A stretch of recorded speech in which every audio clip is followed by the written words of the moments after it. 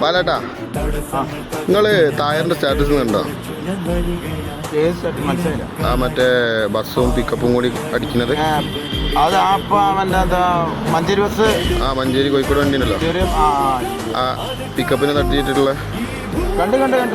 നിങ്ങൾ മഞ്ചേരി ലൈനിലും പാലക്കാട് ലൈനിലും കണ്ണൂർ ലൈനിലൊക്കെ ഓടിയ ഡ്രൈവർ അല്ലേ? അതിനെ പറ്റി നിങ്ങൾക്ക് എന്താ അഭിപ്രായം പറയാനുള്ളത് ഇന്നലത്തെ സംഭവത്തിന്?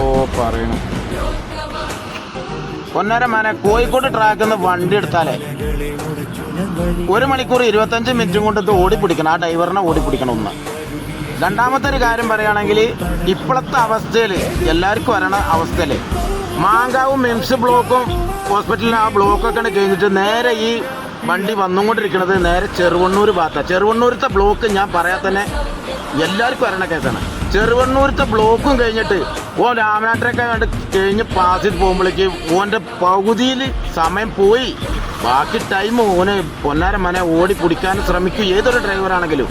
ഈ ഓടിപ്പിടിക്കണ നേരത്തെ പോണ സമയത്ത് അഥവാ ഒന്ന് കയറി മുന്നിക്ക് ബാക്കിൽ വെച്ചാലും ബാക്കിലേക്ക് എടുക്കാൻ തയ്യാറായ ഡ്രൈവറാണ്.